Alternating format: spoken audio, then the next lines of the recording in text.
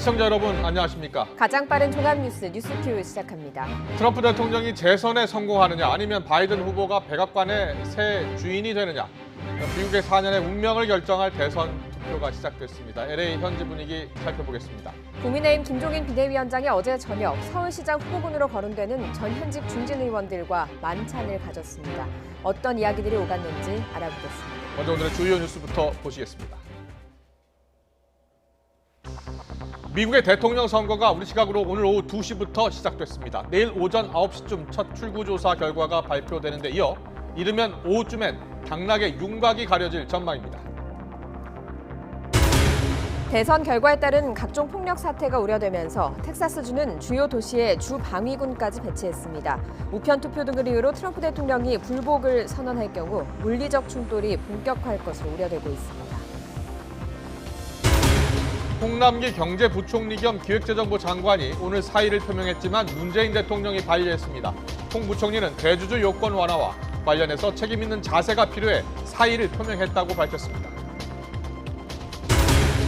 올해 수능은 코로나19 확진 판정을 받았거나 격리 중이어도 병원이나 별도 시험장에서 시험을 치를 수 있게 됩니다. 또 방역을 위해 수능 일주일 전인 오는 26일부터 고등학교와 수험장 학교를 원격 수업으로 전환합니다. 추미애 법무부 장관은 윤석열 검찰총장의 언행과 행보가 검찰의 정치적 중립을 훼손하고 국민의 신뢰를 추락시키고 있다며 매우 중차대한 문제라고 강하게 비판했습니다. 오늘 신임 부장검사 30여 명을 대상으로 직접 강연에 나선 윤석열 총장이 어떤 입장을 낼지 관심입니다. 이른바 맥도날드 햄버거병 의혹을 수사하는 검찰이 한국 맥도날드 본사를 압수수색했습니다.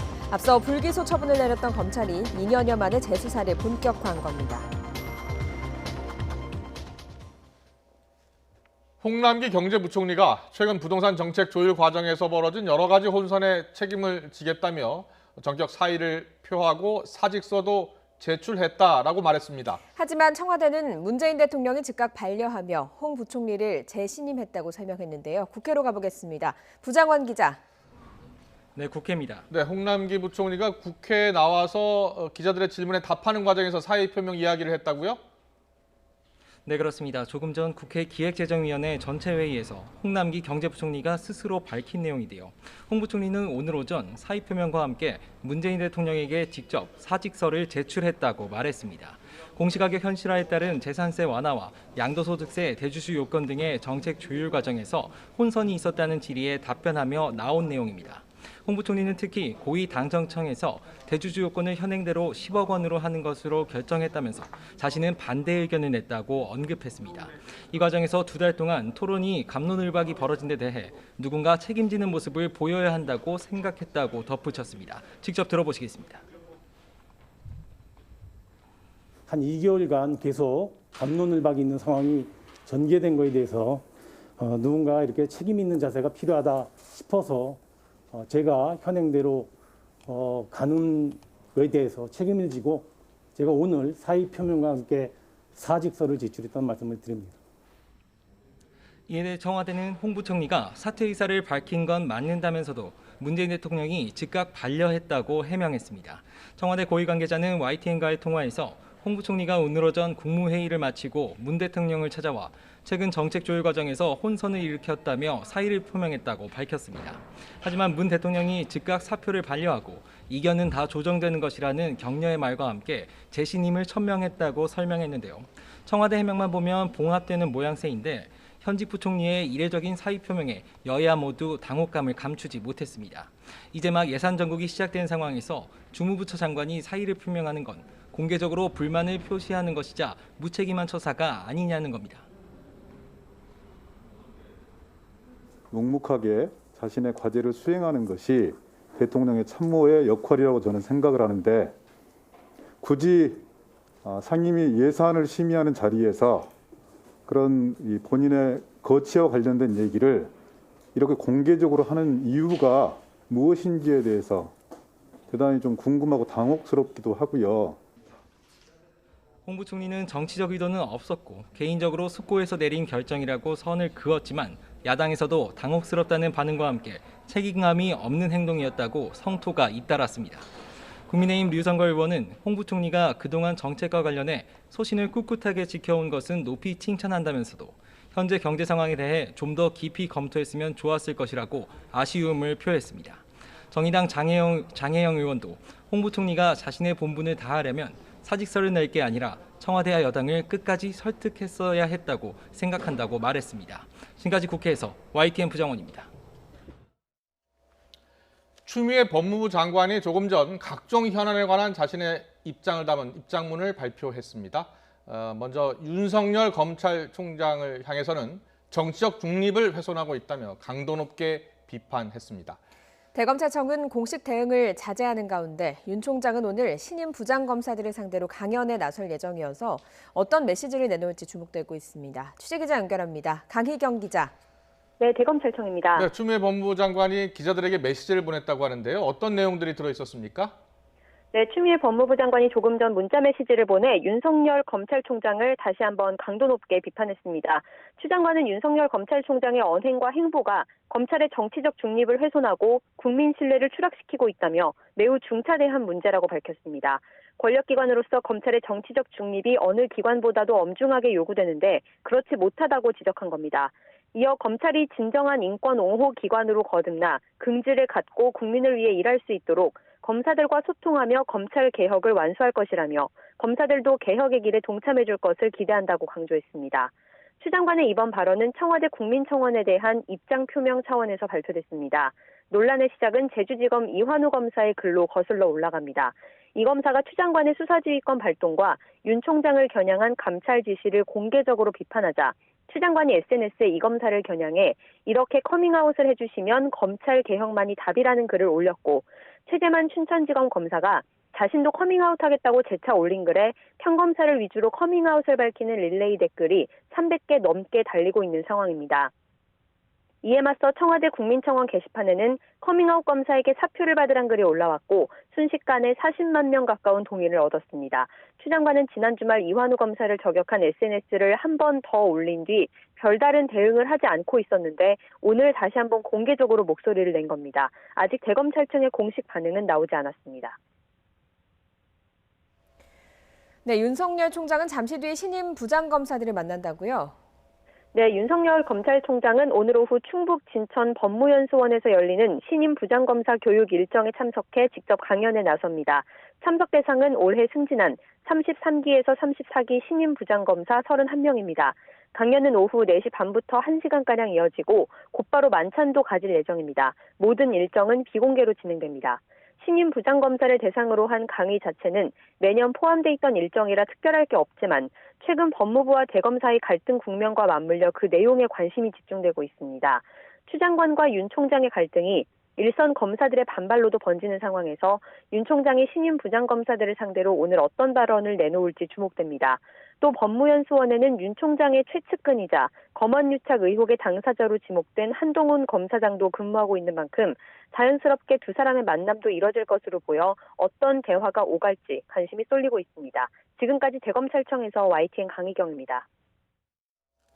네, 방금 들어온 소식입니다. 국회 정보위의 국정원 현장 국정감사가 현재 진행 중인데요. 국정원에 따르면 김여정 노동당 정치후보위원이죠. 노동당 정치후보위원의 당 직책이 더 격상될 것 같다라는 그러한 보고가 있었다는 뉴스 속보가 들어와 있습니다. 네, 그리고 지난 10월 10일 당창건 75주년 행사 열병식 당시에 동원된 장비가 평양에 잔류해 있다는 소식이 들어왔고요. 1월에 다시 한번 열병식을 열 가능성이 있다는 소식도 들어왔습니다. 네, 또 공무원 피살 관련 속보도 들어와 있는데요. 공무원 피살 관련해서 지금 시신수색 정황이 있고요. 김정은이 사건 경위를 조사하라는 지시가 있었다는 이런 보고도 있었습니다. 지금 다양한 보고들이 지금 들어오고 있습니다. 예. 네, 그리고 또 북한이 남측 물품 통과시킨 세 건원을 대규모 처벌했다. 북한이 이런 내용도 들어와 있고요. 네, 각종 좀 속보가 계속 들어와 있는데요. 또 공무원 피살 사건과 관련해서는 북한이 지금 시신 수색하고 있는 정황이 지금 확인이 됐고요. 예. 네, 국회 관련 예. 내용은 좀 더 정리가 되는 대로 다시 한번 전해드리겠습니다. 네, 정부가 각종 세제와 건강보험료 등 산정의 기준이 되죠. 부동산 공시가격을 현실화하기로 했습니다. 네, 지금까지 공시가가 시세를 반영하지 국토교통부 못해서 홍보담당 불평등 문제를 안경원입니다. 야기했다고 본 건데요. 현장 지금부터 연결해서 이야기 들어보겠습니다. 부동산 공시가격 현실화 계획 및 재산세 부담 완화 방안에 대한 관계부처 합동 브리핑을 시작하겠습니다. 오늘 브리핑은 먼저 국토교통부 김흥진 주택토지실장이 부동산 공시가격 현실화 계획에 대해서 발표하겠으며, 이어서 행정안전부 박재민 지방재정경제실장이 재산세 부담 완화 방안에 대하여 발표를 하도록 하겠습니다. 발표 이후에 질의응답 시간을 갖도록 하겠습니다. 그럼 먼저 김흥진 주택토지실장의 발표가 있겠습니다. 예, 국토교통부 주택토지실장입니다. 부동산 공시가격은 재산세, 종부세 등의 과세 기준이 될 뿐만 아니라 복지행정 등 우리 사회 여러 분야에 활용되는 기준으로 국민 부담의 형평성과 복지의 공정성을 담보하는 기반입니다. 그러나 현재 공시가격은 낮은 시세 반영률, 그리고 유형별, 가격대별 시세 반영 격차 등으로 인해 형평성, 균형성에 문제를 안고 있습니다. 19년 공시부터 장기간 낮은 수준으로 공시되어 온 부동산 유형과 고가 부동산의 시세 반영률을 일부 개선하였으나 전반적인 현실화 수준은 여전히 50에서 70% 수준입니다. 이에 공시가격이 부동산의 적정 가치를 반영하도록 하여 형평성과 균형성을 개선하고자 부동산 공시가격 현실화 계획을 마련하였습니다. 전문기관의 연구 용역을 토대로 관계부처 협의 등을 거쳐 계획안을 마련하고 지난달 27일에는 계획안에 대한 공청회를 개최하여 각계 전문가들과 국민들의 의견을 들었습니다. 형평성, 공정성 확보를 위한 공시가격 현실화의 필요성에 공감하면서도 현실화로 인한 재산세 부담을 우려하는 목소리도 있었습니다. 이와 관련하여 시세 변동과는 별개로 서민들에게 현실화로 인한 재산세 부담이 없도록 재산세 부담 완화 방안도 함께 마련하였습니다. 공시가격 현실화 계획에 대해서는 국토교통부에서, 재산세 부담 완화 방안에 대해서는 행정안전부에서 차례로 말씀드리겠습니다. 먼저 공시가격 현실화 계획에 대해서 말씀드리겠습니다. 토지와 주택에 대한 공시가격을 시세의 90% 수준을 목표로 연도별 3%포인트씩 제고하여 8년에서 15년에 걸쳐 현실화하겠습니다. 공동주택은 20년 현실화율 69%에서 10년에 걸쳐 90%로 제고됩니다. 주택 간 현실화 편차가 큰 시세 9억 원 미만은 2023년까지 3년 동안 70%를 목표로 균형성을 제고하여 같은 가격대에서 형평성을 개선하고 이후 7년에 걸쳐 약 3%포인트씩 제고하겠습니다. 시세 9억 원 이상은 균형성이 높은 상황이므로 2021년부터 약 3%포인트씩 제고하여 5년에서 7년에 걸쳐 현실화하겠습니다. 20년 현실화율이 53.6%로 가장 낮은 단독주택은 15년에 걸쳐서 90%로 제고하겠습니다. 시세 9억 원 미만은 공동주택과 마찬가지로 같은 가격대 내의 형평성 확보를 위해 2023년까지 55%를 목표로 균형성을 제고하고 이후 12년에 걸쳐 연간 약 3%포인트씩 제고하겠습니다. 시세 9억 원 이상은 21년부터 3 내지 4%포인트 수준으로 제고해서 7년에서 10년에 걸쳐 현실화 목표에 도달할 수 있도록 하겠습니다. 토지는 용도 구분 없이 2021년부터 3%포인트씩 제고하여 8년에 걸쳐 65.5%에서 90%까지 현실화하겠습니다. 개별적으로 현실화율이 현저히 낮아 현실화로 인한 공시가격 급등 우려가 있는 경우에 대비해서 연간 현실화율 제고 상한을 6%포인트로 두었습니다. 현실화에 따른 평균적인 공시가격 변동은 공동주택은 연간 3에서 4%, 단독주택은 3에서 7%, 토지는 3 내지 4% 수준으로 예상이 됩니다. 공시가격 현실화는 정확한 시세 조사에 기반을 하고 있습니다.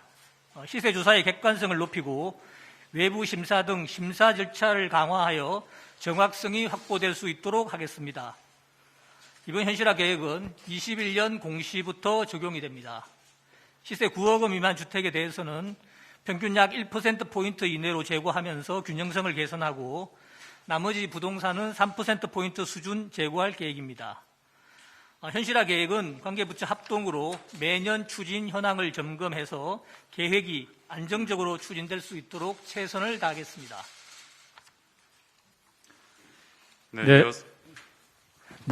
이어서 행정안전부 박재민 지방재정경제실장이 발표하겠습니다.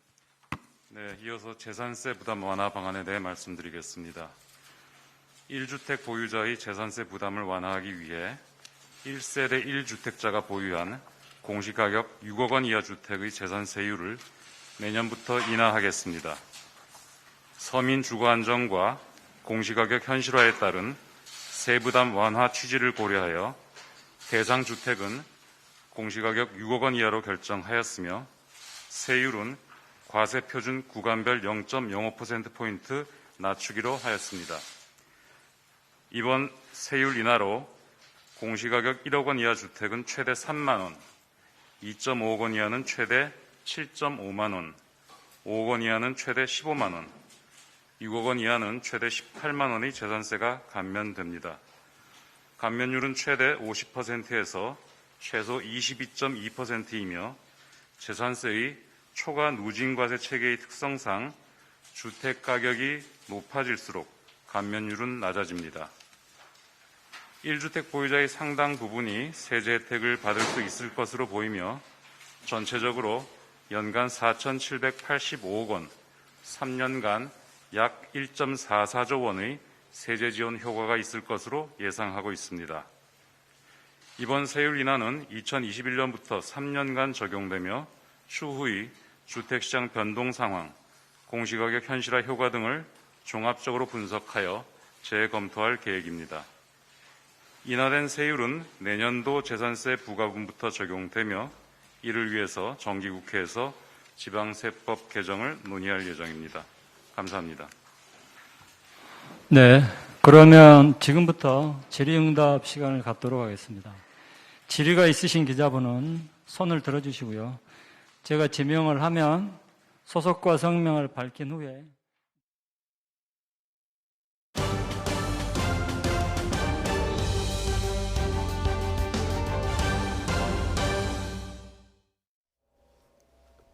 미국의 향후 4년을 결정할 대통령 선거가 이제 막 시작이 됐습니다.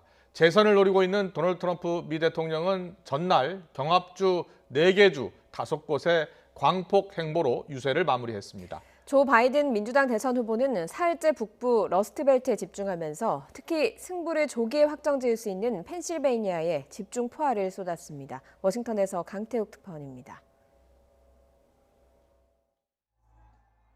대선 전 마지막 휴일을 북부주에서 시작해 남부 플로리다주까지 5개 주에서 유세를 이어간 트럼프 대통령. 마지막 유세 날에는 남부에서 시작해 북부까지 경합주 4개 주에서 한 표를 호소했습니다. 특히 지지자들에게 직접 현장 투표소에 가서 2016년의 신화를 다시 만들자고 목소리를 높였습니다. 마지막 유세도 지난 대선과 마찬가지로 미시간의 그랜드 래피즈에서 마무리하면서 다시 한번 역전을 기대했습니다. I was thinking coming in because I watch these fake polls. But you know the good news, we're going to win anyway. We're going to shove it. We're going to win anyway. 막바지 사흘을 북부 러스트벨트에 집중한 바이든 후보. 특히 자신의 고향주인 펜실베이니아에 총력을 쏟아부었습니다. 카멀라 해리스 부통령 후보까지 합세해 대선 승리에 쐐기를 받겠다는 의지를 나타냈습니다. 펜실베이니아를 되찾아오면 사실상 승부가 결정나기 때문입니다. It's time for Donald Trump to pack his bags and go home. We're done. We're done with the chaos. We're done with the tweets, the anger, the hate, the failure, the irresponsibility. 코로나19 상황과 상관없이 현장 유세에 집중해 경제 회복을 외친 트럼프 대통령. 코로나19 상황을 고려해 제한된 방식으로 유세를 펼친 바이든 후보. 미국 국민은 어떤 지도자의 표를 던질지 이제 선택의 시간만 남았습니다. 워싱턴에서 YTN 강태욱입니다. 미국 대통령 선거를 앞두고 폭력 사태가 빚어지면서 워싱턴 DC와 LA 등 대도시 상가마다 합판으로 가림막 공사를 해 만일의 약탈 사태에 대비하고 있습니다. 일부 주에서는 벌써 주 방위군도 배치했습니다. 최문석 기자입니다. 트럼프 대통령과 바이든 민주당 대선 후보 간의 신경전이 최고조로 오르면서 유권자들끼리의 야유와 조롱은 다반사입니다. Florida is Biden. Florida is Biden. That's okay. Trump 2020. 곳곳에서 유권자들끼리의 충돌 사고가 이어지면서 소요 사태에 대한 걱정이 앞서고 있습니다. I'm anxious, honestly. I feel like regardless which outcome happens, I feel like there will be a lot of unrest. 일부 주에서는 선거 직후 소요 사태가 발생할 것을 우려해 주 방위군을 배치하기 시작했습니다. 매사추세츠 주지사는 주 방위군 1000명을 주요 도시에 파견해 대기 명령을 내렸습니다. 텍사스주도 주요 도시에 주 방위군이 파견됐습니다. 상황이 이렇다 보니 대도시 상가는 만일의 약탈 사건에 대비해 유리창과 정문에 합판으로 가림막 공사를 끝냈습니다. 대부호들의 저택이 많은 캘리포니아주의 베벌리힐스 쇼핑거리는 가림막 공사와 함께 진열 상품까지 치워버렸습니다. I've never seen such a thing. And I've been living in this country for 45 years. This is unbelievable. They're going to be put out into the street to block traffic and pedestrians tonight at midnight. Our department is on maximum deployment since last Saturday, and we'll continue that for however long it takes to protect our city. 이번 대선은 코로나19 여파로 우편 투표가 크게 늘었습니다. 이로 인해 개표 진행이 늦어질 수밖에 없습니다. 따라서 어느 한쪽이 큰 표차로 승리하지 않을 경우 선거 결과에 대한 후보의 불복 상황도 예견돼 유권자 간의 물리적 충돌 가능성이 커 보입니다. YTN 최문석입니다. 계속해서 미국 현지 연결해서 지금 이 시각 미국 현장, 미국 현지 분위기 어떤지 살펴보겠습니다. 네, 미국 서부에 위치한 캘리포니아주 LA에 거주하는 김은경 리포터 연결합니다. 김은경 리포터 나와 계십니까? 네, LA입니다. 네, 안녕하세요. 자, 미 대선 투표가 이제 미국 동부 일부 주를 시작으로 시작이 됐다고 들었습니다. 지금 LA도 대선 분위기가 한창일 것 같은데 그곳 현지 분위기는 어떻습니까? 네, 이곳 캘리포니아주 역시 다른 주와 마찬가지로 대선 분위기가 한창입니다. 이미 우편 투표는 진작에 시작이 돼서 우표를 이미 마친 유권자들도 상당수인 것으로 나타났습니다. 또 온라인상에서도 자신들은 이미 투표를 마쳤다는 내용과 함께 또 투표를 하자 이렇게 투표를 독려하는 게시물들도 쏟아지고 있습니다. 네, 올해는 특히 캘리포니아주에서 2,200만 명이 유권자 등록을 마쳐서 80년 만에 최고 수치를 기록하기로 했습니다. 네, 사전 투표를 한 유권자도 상당한다고 들었습니다. 캘리포니아주에도 사전 투표에 참여한 사람이 많습니까? 네, 그렇습니다. 이 사전 투표는 우편으로 투표를 하는 방법과 또 조기 투표를 하는 방법이 있는데요. 올해는 특히 코로나19로 인해서 투표소에 가는 것보다 이 우편 투표를 이용하는 유권자들이 상당수인 것으로 나타났습니다. 캘리포니아주 역시 800만 명 이상이 사전 투표를 마친 것으로 현재 집계됐습니다. 네. 캘리포니아 같은 경우에는 이제 전통적으로 민주당이 강세인 지역이잖아요. 그래서 가끔 보면 공화당 대선 후보들이 유세를 꺼리고 잘 안 가는 곳인데 트럼프 대통령이 이번에도 유세를 그곳에서 하지 않았습니까? 네, 그렇습니다. 이 트럼프 대통령은 캘리포니아주와는 사이가 상당히 좋지 않은 것으로 잘 알려져 있는데요. 이번에도 캘리포니아주에서는 이 공식적인 유세는 하지 않았습니다. 하지만 지난달 중순쯤 이 캘리포니아주에서 열린 다수의 부호들이 참여한 작은 모금 행사에는 2시간 반가량 참석한 것으로 나타났습니다. 하지만 이 대부분의 작은 모금 행사가 그렇듯이 이 자리에도 기자들의 출입은 제한이 됐습니다.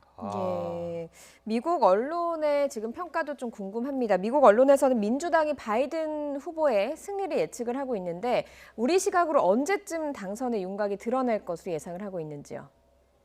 네, 지난 2016년 대선 당시에는 이 선거일을 넘긴 새벽 2시 24분경에 결과가 발표가 된 바 있는데요. 하지만 올해는 코로나19로 인해서 이 앞서 보도해드렸듯이 우편 투표를 실시하는 유권자들이 상당히 많고 또 각 주마다 우편 투표 마감과 개표 시간 등이 제각기 다르기 때문에 최종 결과가 나오기까지는 지난 대선보다 더 오랜 시간이 걸릴 것으로 예상되고 있습니다. 네. 캘리포니아 같은 경우에 잠깐 말씀하셨습니다만 반 트럼프 정서가 강한 곳이잖아요. 최근에도 각종 인종차별 사건에 대해서 이제 과격한 시위가 이어졌었는데요. 만약에 트럼프 대통령이 대선 결과에 승복하지 않을 경우에 폭력 시위가 발생할 가능성도 있을 것 같습니까? 네, 만약 트럼프 대통령이 재선에 성공을 해도 또 그렇지 않아서 결과에 승복하지 않을 경우에도 시위가 발생할 것이라는 우려는 나오고 있습니다. 예. 특히 올해 중순쯤에 이 인종차별 이슈로 발생한 블랙 라이브스 매터 시위 당시 일부 시위대가 상점을 약탈하는 등 폭력적인 모습을 보인 바 있는데요. 이 때문에 대선 결과 발표와 함께 이번에도 비슷한 사태가 발생하지 않을까 하는 염려가 커지고 있습니다. 네. LA는 한인들도 많이 거주하고 있는 곳입니다. 한인들의 분위기도 전해주시죠. 네, 아직 정확한 한인들의 투표율이 집계되지는 않았지만 이 한인뿐 아니라 전국적으로 투표 열기가 어느 때보다 뜨겁습니다. 특히 코로나19에 대한 트럼프 정부의 대처와 이로 인한 경제난 등으로 인해서 사전 투표를 마친 한인들도 상당수이고 또 어느 때보다 투표 결과에 촉각을 곤두세우는 모습입니다. 네, 미국 대통령 선거를 앞둔 미국 LA 현지 분위기 살펴봤습니다. 지금까지 김은경 리포터였습니다. 잘 들었습니다. 고맙습니다.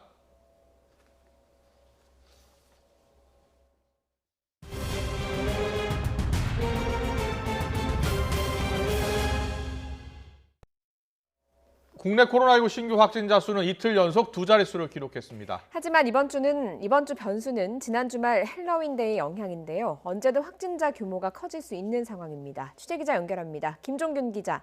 네, 사회부입니다. 자, 신규 확진자 수가 어제는 이제 70명대로 떨어진 거죠? 네, 그렇습니다. 오늘 0시 기준 국내 코로나19 신규 확진자는 75명입니다. 누적 확진자는 26,807명이 됐습니다. 전날보다 신규 확진이 22명 줄었는데 이틀 연속 두 자릿수를 유지했습니다. 감염 경로를 보면 국내 발생이 46명, 해외 유입이 29명입니다.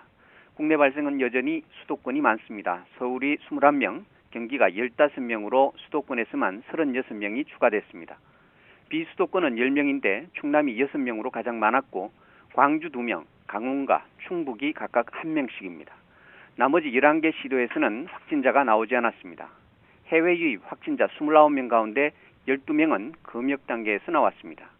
유입 추정 국가를 보면 미국이 13명으로 가장 많고 이어 폴란드 5명, 러시아 3명, 인도 2명 순입니다.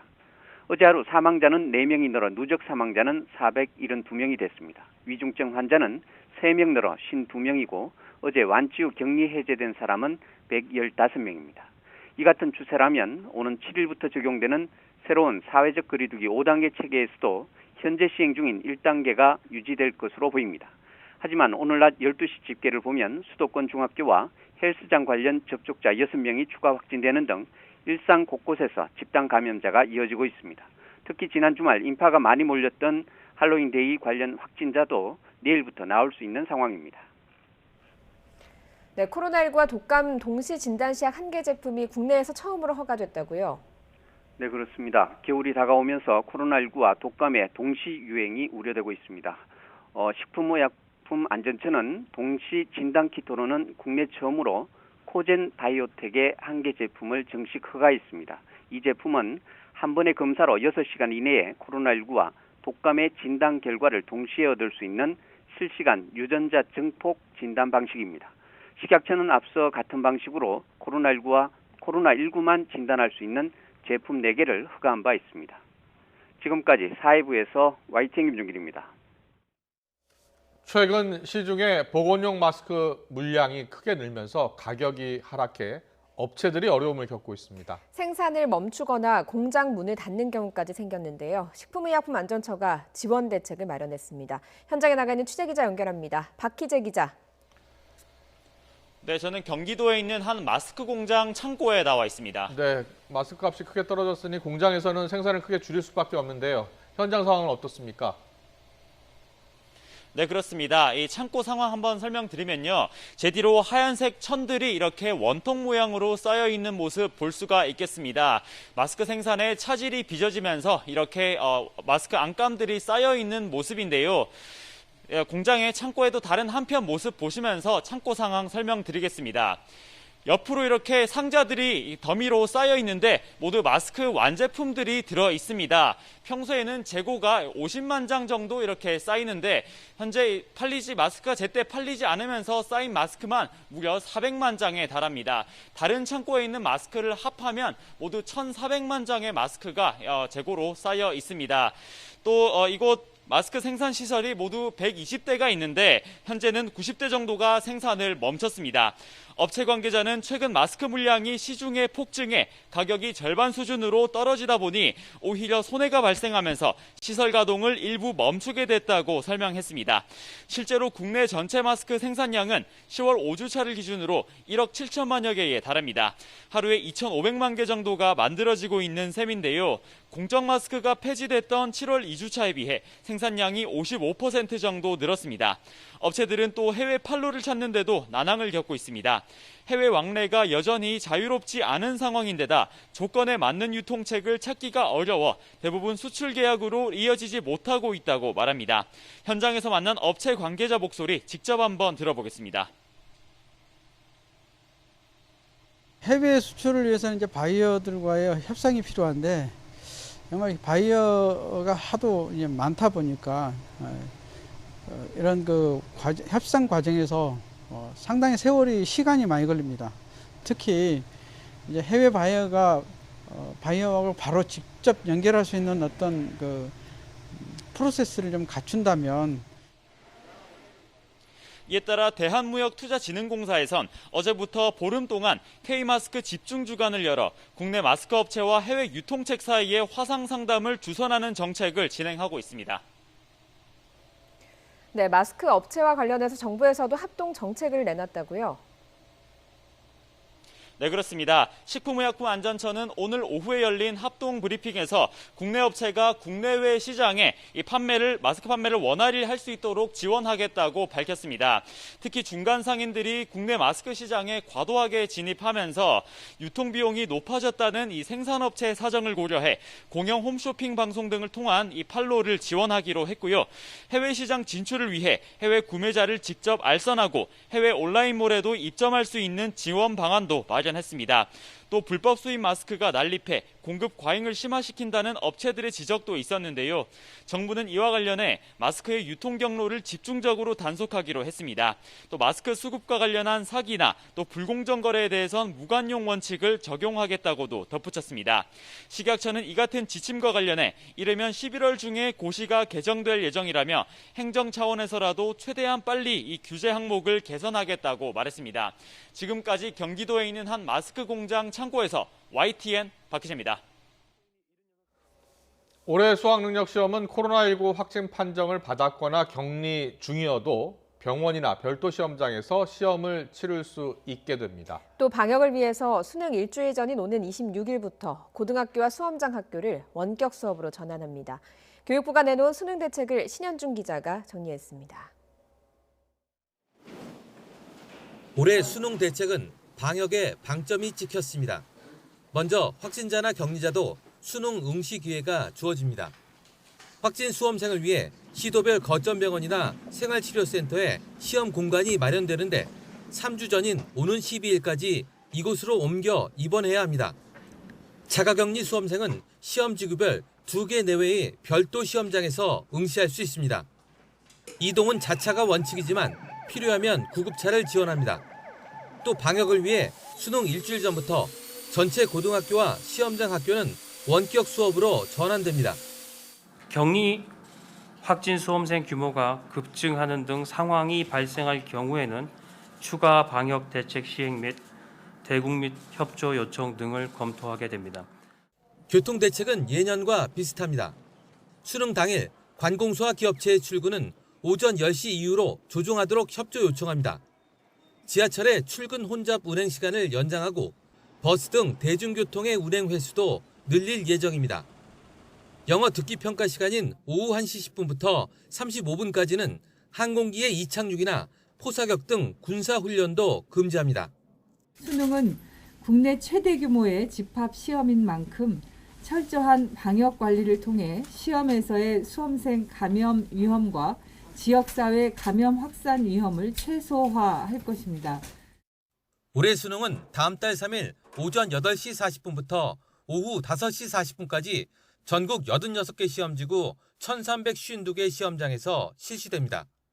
시험장은 오전 6시 반부터 출입할 수 있는데 수험생은 늦어도 8시 10분까지 들어가야 합니다. YTN 신현주입니다. 검찰이 이른바 햄버거병 의혹과 관련해 한국 맥도날드를 압수수색했습니다. 앞서 맥도날드에 대해 불기소 처분을 내렸던 검찰이 2년여 만에 재수사를 본격화하고 있습니다. 취재기자 연결합니다. 박석영 기자. 네, 서울중앙지검입니다. 네, 검찰의 압수수색은 지금도 진행되고 있는 겁니까? 네, 이른바 맥도날드 햄버거병 의혹을 수사하는 검찰이 한국 맥도날드 본사를 압수수색했습니다. 서울중앙지검 형사 2부는 오늘 햄버거병 의혹 고발 사건과 관련해 서울 종로구 맥도날드 사무실에 대한 압수수색을 진행하고 있습니다. 오전 9시쯤부터 검사와 수사관들이 식자재 관리 장부 등 내부 문건을 확보하고 있습니다. 햄버거병 의혹 사건은 지난 2016년 신장장애 2급 판정을 받은 4살 어린이 부모가 맥도날드에서 덜 익은 햄버거를 먹고 병에 걸렸다고 주장하면서 시작됐습니다. 다음에 학부모의 고발로 검찰이 수사에 나섰는데요. 검찰은 지난 2018년 2월 맥도날드는 불기소 처분하고 납품업체 관계자 3명만 재판에 넘겼습니다. 맥도날드 측 과실을 입증할 증거가 충분하지 않다고 판단한 겁니다. 이후 지난해 1월 정치하는 엄마들을 비롯한 9개 시민단체는 맥도날드와 세종시 공무원 등을 식품위생법 위반과 업무상 과실치상, 위계에 의한 공무집행방해 등 혐의로 다시 검찰에 고발했습니다. 당시 재수사는 요원했지만 맥도날드가 직원에게 허위 진술을 요구했다는 지적이 나오면서 다시 의혹은 수면 위로 떠올랐고 검찰이 재수사에 착수했습니다. 지난 9월 이후 검찰은 이 사건을 검찰 중간 간부 인사로 새로 부임한 손정현 부부장 검사에게 맡겼습니다. 손 검사는 지난 2017년 식품안전 분야 2급 전문검사로 인증받았습니다. 손 검사는 1차 수사 기록을 분석하고 종전 수사팀과 의견을 교환하며 관련 내용을 자세히 검토한 것으로 알려졌습니다. 불기소 처분 2년여 만에 압수수색으로 재수사의 시작을 알린 검찰은 조만간 본격적인 소환 조사에도 나설 것으로 보입니다. 지금까지 서울중앙지검에서 YTN 박석영입니다. 몸무게 100kg의 아들을 살해했다고 자백한 70대 노모에게 재판부가 무죄를 선고했습니다. 재판부는 자백의 신빙성이 의심된다며 다른 누군가가 이 범행을 했을 가능성을 배제하지 않고 있습니다. 취재기자 연결합니다. 신준명 기자. 네, 인천지방법원입니다. 70대 노모가 범행을 자백했는데도 무죄 판결이 내려졌습니다. 어떤 이유가 있습니까? 네, 인천지방법원은 살인 혐의로 구속돼 재판에 넘겨진 76살 윤모 씨에게 오늘 무죄를 선고했습니다. 재판부는 살해 경위 등을 보면 범죄의 동기를 설명하기에 부족하다며 제3자가 사건 현장에 있었을 가능성을 배제할 수 없다고 무죄 선고 이유를 설명했습니다. 또 피고인의 자백이 허위라고 볼 명백한 증거도 없지만 자신이 겪은 일을 그대로 진술하지 않았을 가능성이 있다고 덧붙였습니다.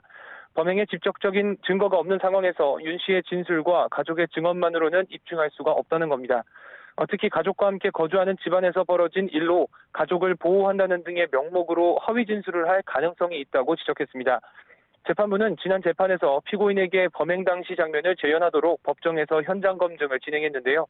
재판부는 윤 씨가 범행 재현 과정에서 술병으로 머리를 가격하는 동작이나 수건으로 목을 조르는 동작을 기억하지 못하고 오히려 어떻게 해야 하느냐고 되묻는 등의 행동을 보여서 자백을 믿기 어렵다고 설명했습니다.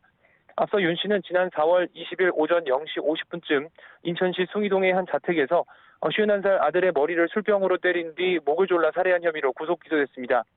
윤 씨는 범행 직후 아들의 목을 졸랐다고 직접 경찰에 신고했고 현행범으로 체포됐습니다. 재판에 넘겨진 윤 씨는 최후 진술을 통해 아들이 술만 마시면 제정신일 때가 거의 없었다며 희망도 없고 너무 불쌍해서 범행했다고 자백했습니다. 하지만 재판부는 의구심을 떨치지 못했습니다.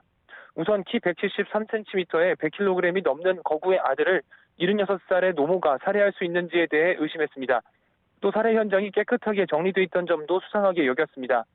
스스로 경찰에 신고한 시각이 20일 오전 0시 56분이고 경찰이 현장에 도착한 시간은 3분 뒤인 59분인데 3분 만에 흉기를 사용해 깨진 술병 파편을 경찰관들이 다칠까 봐 치웠다는 윤 씨의 진술에 신빙성이 없다는 겁니다. 재판에서 무죄를 선고받은 윤 씨는 조금 전인 오후 3시쯤 인천구치소를 거쳐 귀가했습니다. 윤 씨는 현장에 다른 사람이 있었느냐는 질문에는 없었다며 재판부의 무죄 판결에 대해서는 모르겠다고만 답했습니다. 앞서 검찰은 피고인이 76살 고령이고 경찰의 자수한 점 등을 고려했다면서도 아들을 살해한 게 맞다며 윤 씨에게 징역 20년을 구형했습니다. 지금까지 인천지방법원에서 YTN 신준명입니다. 이명박 전 대통령이 다시 수감된 지 이제 딱 만 하루가 지났습니다. 그런데 벌써 국민의힘 등 보수 정치권에서는 사면론이 나오기 시작했는데요. 민주당에서는 용서부터 구하라면서 반박하고 있습니다. 강연 앵커와 함께 최근 이야기 어떻게 돌아가고 있는지 나눠보도록 하겠습니다. 강 앵커, 나와 있습니다. 네, 사면론 짚어보기 전에 이명박 전 대통령의 구치소 첫날은 어땠는지요? 네, 전직 대통령에 대한 예우가 모두 박탈된 이명박 전 대통령 서울 동부구치소 12층 4평이 채 안 되는 독방에서 첫날 밤을 보냈습니다. 첫 저녁 식사는 두부 버섯국과 오복지 무침 그리고 깍두기였다고 하고요. 식기와 식판까지 본인이 모두 깨끗이 설거지를 해서 반납을 해야 합니다. 그런데 이 전 대통령이 수감된 지 하루 만에 정치권에서 또 사면론이 나왔죠? 네, 국민의힘 하태경 의원이 오늘 라디오 방송에 출연해서 한 말입니다. 박근혜 전 대통령이 재판 끝나면 문재인 대통령이 통 크게 사면했으면 좋겠다 이렇게 밝힌 겁니다. 확정 판결 이후 처음으로 국민의힘에서 사면론이 나온 건데요. 하태경 의원의 말을 직접 들어보겠습니다. 이런 일이 다시는 일어나서는 안 되고 또 전직 대통령들은 좀 전체 재판이 다 끝나면 저는 문재인 대통령께서 좀 통 크게 사면하고 하는 이런 것도 좀 고려해 주십사 전 대통령한테 부탁드리고 싶어요. 네, 재수감 하루 만에 사면론을 꺼내기에는 조금 이른 것 같은데요. 이명박, 박근혜 전 대통령이 속했던 국민의힘, 대국민 사과가 먼저다 이런 여론도 지금 많지 않습니까? 네, 그렇습니다. 국민의힘 김종인 비상대책위원장 대국민 사과와 관련해서 대법원 선고 당일에 입장을 밝히기는 했습니다. 박근혜 전 대통령 재판까지 마무리되면 하겠다 이렇게 밝혔었는데요. 당시 발언도 한번 들어보겠습니다. 아직 지금 한 분 문제만 지금 어떻게 확정 판결이 나왔고 아직 좀 기다릴 사항이 있으니까 그게 모두 마무리가 되면 그때 가서 얘기를 할 겁니다. 박근혜 전 대통령 관련 판결까지 마무리되고 나서 네. 어찌됐든 이제 박근혜 전 대통령 재판까지 끝나면 사면 논의가 다시 불거질 것 같은데요. 자, 그럼 박 전 대통령 재판 일정은 지금 어떻게 되고 있습니까? 네, 박 전 대통령은 지난 7월 파기환송심에서 뇌물 혐의의 징역 15년과 벌금 180억 원, 그리고 나머지 혐의의 징역 5년을 선고받았고요. 지금 대법원에서 재상고심이 진행 중인데 올해 안에 확정 판결이 나기는 힘들 거란 관측이 많습니다. 늦어도 내년 초에는 확정 판결이 나올 걸로 보이는데요. 이렇게 되면 다시 이명박, 박근혜 전 대통령에 대한 사면론이 보수 정치권을 중심으로 제기될 가능성이 높습니다. 하지만 여당인 더불어민주당 의원들의 생각은 다르겠죠? 네, 그렇습니다. 민주당 정청래 의원이 오늘 하태경 의원과 함께 출연해서 이야기를 했는데요. 정 의원은 용서부터 구하라고 반박했습니다. 본인이 죄를 인정하고 용서를 해야 사면이 가능하지 않겠냐는 건데 직접 들어보시죠. 하태경 의원님께서 말씀하신 사면 얘기는요. 본인이 죄를 인정하고 용서를 구해야 사면이 가능한 거거든요. 근데 어제 용서를 구하는 게 없고 인정하는 것도 없었어요. 네, 이명박 전 대통령 1심과 2심을 거쳐서 대법원에서 형이 최종 확정됐습니다. 당연한 죗값을 치르고 있는 거고요. 그런데 재수감 하루 만에 나오는 정치권의 사면 논란은 좀 불편한 시선으로 바라보는 분들도 많을 것 같습니다. 네, 정치권 소식 또 간단히 짚어보겠습니다. 더불어민주당이 당원을 바꿔서 서울과 부산시장 선거에 후보를 내기로 하자 정치권에서는 여진이 계속 이어지고 있습니다. 또 민주당을 탈당했던 금태섭 전 의원이 국민의힘 강연 모임에 참석을 한다고 해서 또 화제가 되고 있고요. 먼저 금태섭 전 의원 이야기부터 해보겠습니다. 여당인 더불어민주당 내에서 이런저런 쓴소리를 해왔던 금태섭 전 의원, 지난달 21일 전격적으로 민주당을 탈당했죠. 향후 금 전 의원의 행보에 관심이 갔었는데 오는 18일 국회에서 열리는 국민의힘 초선 모임에 참석한다고 합니다. 탈당 뒤에 사실상 첫 여의도 행보이자 서울시장 후보로도 오르내리고 있는 만큼 금태섭 전 의원이 어떤 말을 할지 관심이 모이고 있습니다. 금태섭 전 의원 같은 경우는 저희 국민의힘의 많은 의원들이 주목했던 분이죠. 기존에 야당으로서 어떻게 여당이 될 때까지 어떠한 승리 전략이나 그들만의 방법이 있을까, 노하우가 있을까라는 부분도 들어볼 수 있을 것 같아서 제가 연락을 드리게 됐습니다. 네, 민주당이 당원까지 바꿔서 서울과 부산시장 후보를 이제 공천하기로 했다는 내용 어제 전해드렸는데요. 그 여지는 지금 계속되고 있습니다. 민주당은 파장 확산의 총력을, 국민의힘은 연일 공세를 확산 차단에 지금 총력을 기울이고 있고 국민의힘은 연일 공세를 퍼붓고 있는데요. 자, 민주당의 이낙연 대표, 국민의힘 주호영 원내대표의 발언을 들어보시겠습니다. 매우 높은 투표율과 매우 높은 찬성률로 당원들께서는 후보자를 내서 유권자의 심판을 받는 것이 옳다 하는 판단을 내려주셨습니다. 이제 민주당발 전당원 투표는 안발을 뒤집는다는 뜻으로 아마 사전에 올라가야 되지 않을까 이런 생각이 듭니다. 자, 당원까지 바꾼 민주당은 선거 준비에 속도를 내고 있고 야당은 인물 찾기에 바쁘고 공천 논란과 별개로 내년 재보궐선거를 앞두고 정치권의 움직임도 빨라지고 있습니다.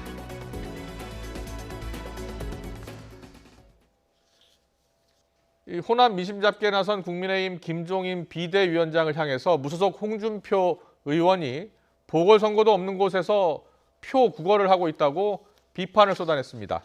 홍준표 의원은 자신의 SNS를 통해 최근 대구 경북 지역 여론조사에서 국민의힘 지지도가 더불어민주당에 역전당했다면서 당 지도부가 호남에서 표 구걸이나 할 게 아니라고 지적했습니다.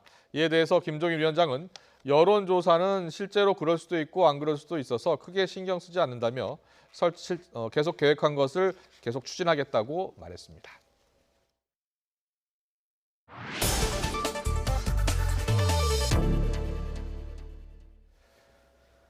네, 민주당이 서울시장 후보, 부산시장 후보를 내기로 하면서 내년 4월 보궐선거에 출마할 후보군들에 대한 관심도 높아지고 있습니다. 네. 이런 가운데 제1야당인 국민의힘 김종인 비대위원장이 어제 저녁 야권의 차기 서울시장 후보로 거론되는 전현직 의원들과 만찬을 가졌는데요. 이 자리에서 어떤 이야기들이 오갔는지 궁금합니다. 어제 만찬에 참석했던 이혜훈 전 미래통합당 의원 연결해서 자세한 이야기 들어보겠습니다. 이 전 의원님 나와 계십니까? 네, 연결이 돼 있습니다. 안녕하세요. 네, 안녕하세요. 자, 어제 만찬 자리가 어떻게 마련된 겁니까? 김 위원장이 초대한 자리라고 들었습니다. 네, 저도 연락을 받기로는 사무총장이 비대위원장님과 만찬에 올 수 있냐, 시간이 언제가 괜찮냐 이런 전화를 하셔서 시작이 됐습니다. 예. 네. 이혜연 의원님 외에 또 누구누구 참석하셨죠? 네, 오세훈 전 시장이 참석하셨고요. 예. 그다음에 김성태 전 원내대표, 그다음에 나경원 전 원내대표, 그리고 저 김용태 전 의원, 그리고 네, 그 정도. 권영세 의원님하고 현역 의원님들이 참석하셨습니다. 현역 의원에는 이제 권영세, 박진 의원. 예. 네, 알겠습니다. 그리고 이제 사무총장인 정양석 의원하고 네. 원내대표인 주호영 원내대표 등등이 참석하셨었습니다. 네. 예, 아무래도 관심사는 서울시장 후보에 관련된 이야기가 나왔나 안 나왔나인데요. 김종인 위원장의 당부도 있었을 것 같고요. 김 위원장에 대한 불만도 있었을 것 같습니다. 어떤 이야기가 오갔는지 좀 구체적으로 전해주시죠. 네, 서울시장 얘기는 물론 있었습니다. 제일 관심사고 제일 중요한 얘기니까요. 예. 그런데 서울시장 후보를 누구로 하느냐 그런 얘기들은 없었습니다. 일단 서울시장 선거가 얼마나 중요한지, 그리고 이게 이제 저희가 대한민국을 바로 세우는 일에 결정적인 계기가 된다. 그래서 이것을 놓치게 되면 집권도 멀어지고 그다음에 대한민국을 우리가 회복하는 일이 어렵게 된다. 그 정도의 이제 공감대가 먼저 있고 시작이 됐습니다. 예. 그래서 어떤 역할을 하고 어떤 전략을 세워야 서울의 민심을 우리가 끌어올 수 있을지 그런 얘기들에 대해서 각자가 의견을 개진했습니다. 근데 이제 뭐 대충 다수의 의견은 내년 서울시장 재보궐선거 때는 아무래도 지금 천정부지로 올라서 우리 국민들 밤잠을 못 주무시게 하는 집값, 서울 집값, 그리고 전세난, 그다음에 세금, 지금 세금이 또 너무 재산세 올라서 오늘도 여당이 발빠르게 대책을 내놓고 그러잖아요. 예. 그러니까 이제 전세값 등 세금에 대한 문제가 굉장히 중요한 이슈가 될 거다. 그 외에 지금 이제 보면은 코로나 여파로 인해서 자영업을 운영하시는 분들이 오늘 어디 신문에도 보니까 서울 전역에 한 4만 개 정도의 업체가 폐업을 했다고 해요. 예. 그리고 특정 구는 보니까 거의 한 4,000개, 한 구에서만 한 4,000개 정도 폐업하는 업체가 이미 나왔던데 이 정도로 자영업이라면 우리 허리에 해당하고 우리 산업에 그다음에 또 우리 서민들의 삶을 떠받치는 가장 중요한 기둥 아니겠습니까? 예. 근데 이 기둥이 지금 무너지고 있기 때문에 서울이 특히 집중적으로 이런 현상이 발생하고 국민들 불만이 높으니까 예. 서울시장 보궐선거는 이런 일들을 가지고 대책을 내놓고 뭐가 문제인지 제대로 파악하고 그런 사람을 이제 내놓기도 하고 당도 예. 그런 준비를 해야 되겠다. 이런 얘기들이 거의 공감대를 이뤘습니다. 그렇군요. 그런데 이제 최근 각종 이 대선 주사 여론 조사를 보면요. 국민의힘 출신 인물들의 지지율이 매우 낮아요. 그래서 뭐 서울시장 후보군도 잘 보이지를 않고요. 자, 어떤 이유 때문이라고 보시고 그런 이야기들도 혹시 오갔습니까?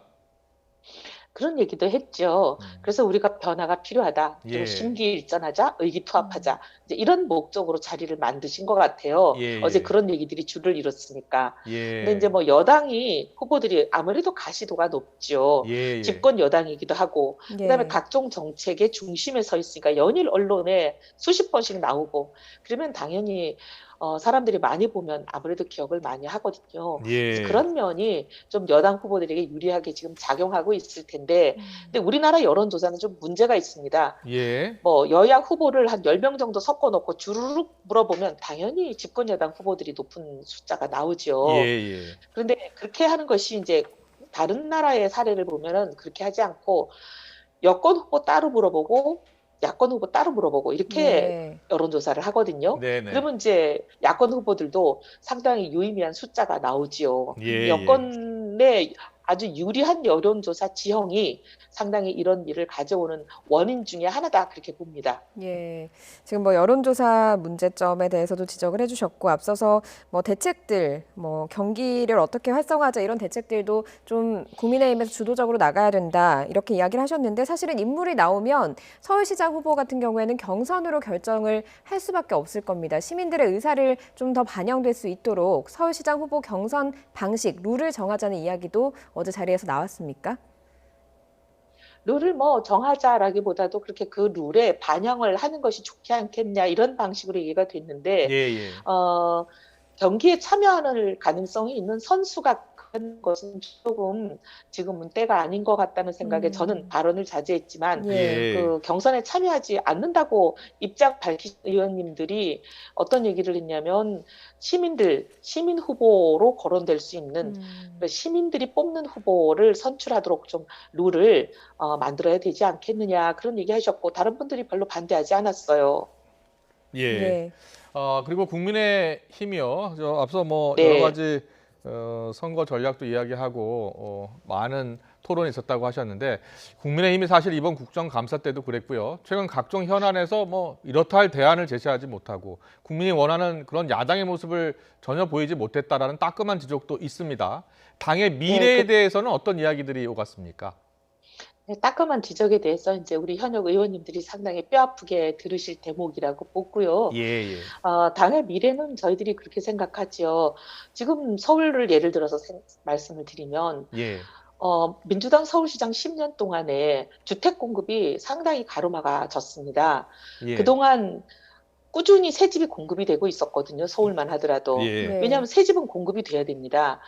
이 정부가 얘기하는 것은 새 집 공급이 별로 필요 없다. 부족하지 않다. 주택 보급률이 이미 100%를 넘었기 때문에 공급은 더 확충할 필요가 없다.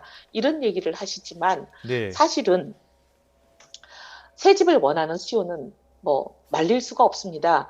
1950년대, 60년대 성장기, 산업화 시대에 고도 성장을 이룰 때 그때 대량으로 마구 공급이 됐던 그 주택들이 이미 낡고 노후화된 불량주택들 아니겠습니까? 근데 이 불량주택에 살고 싶어서 사람들이 새 집을 원하는 게 아니거든요.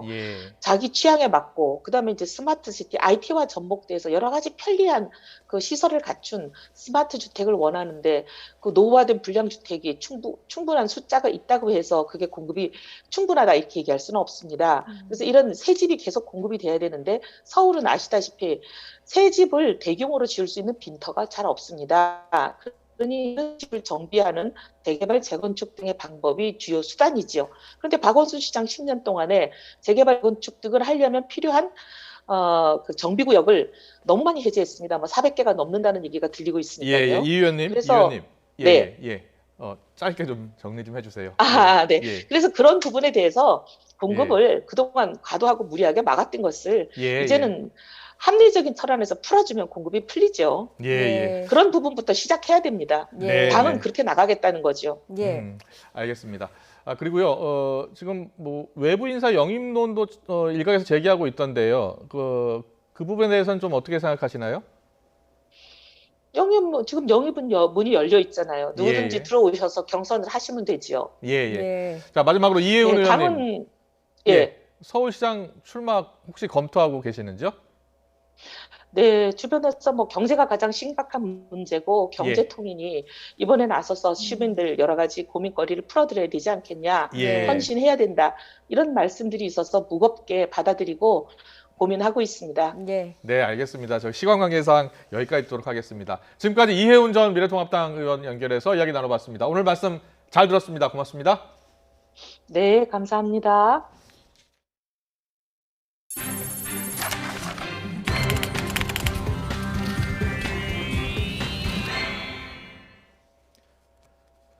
이번 미 대선은 교착 상태에 빠져 있는 한반도 정세의 중요한 분기점이 될 전망입니다. 누가 집권하느냐에 따라서 북한 비핵화를 위한 접근 방식과 대북 협상 속도에 변화가 불가피해서 우리 정부의 주도적인 역할이 더 요청되고 있습니다. 이교준 기자입니다. 지난해 6월 북미 정상은 정전협정 이후 66년 만에 처음으로 군사 분계선 위에서 손을 맞잡았습니다. 자, 거기에서 한 발자국 오르는 사상 지금으로 땅을 밟으시면 달성이 됐습니다. A lot of really positive things are happening, and I'm glad you could be here to see it. But tremendous positivity. 두 차례의 정상회담과 극적인 판문점 회동까지 밀어붙인 트럼프 대통령이 대선에서 이기면 또다시 통큰 합의에 나설 수 있습니다. 트럼프 대통령은 지난 8월 기자회견에서도 김정은 위원장과의 친분을 과시하며 재선에 성공하면 서둘러 북한과 협상하겠다고 밝혔습니다. If and when we win, we will make deals with Iran very quickly. We'll make deals with North Korea very quickly. 하지만 3차 북미 정상회담의 조속한 개최 가능성은 아직 속단하기 힘듭니다. 북미 양측 모두 하노이 정상회담 때보다 진전된 전략적 양보안을 먼저 내놓을 가능성이 크지 않기 때문입니다. 북한이 실제로 어떤 약속을 통해서 트럼프 대통령이 원하는 만큼의 성과물을 보장하지 않고서는 트럼프 대통령 역시 더 이상 정상회담을 통한 비핵화 협상을 나설 가능성은 매우 낮아졌다.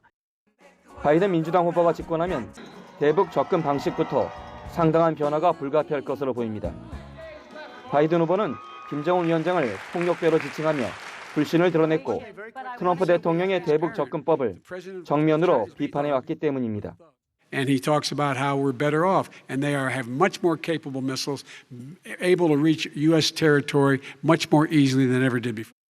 더욱이 미 상원 외교위원장 등 오랜 외교 분야 경험과 인맥을 바탕으로 원칙에 입각한 외교 정책과 실무 협상을 중시할 것이라는 전망이 지배적입니다.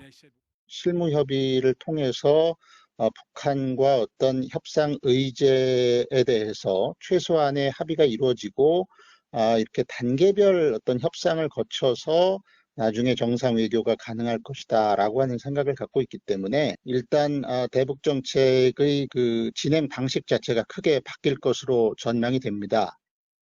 이런 대북 정책의 급변은 북한이 미국을 협상 테이블로 조속히 끌어들이기 위해 도발에 나서게 하는 요인이 될 수 있습니다.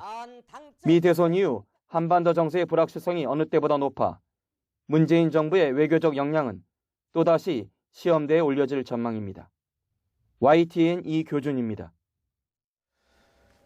미국 대선을 놓고서 시나리오별로 대응을 준비해온 우리 정부는 그 결과를 주시하면서 긴밀히 움직이고 있습니다. 강경화 외교부 장관이 다음 주 초 미국을 방문할 것이 유력한 가운데 이인영 통일부 장관의 방미 가능성도 제기되고 있습니다. 황혜경 기자입니다.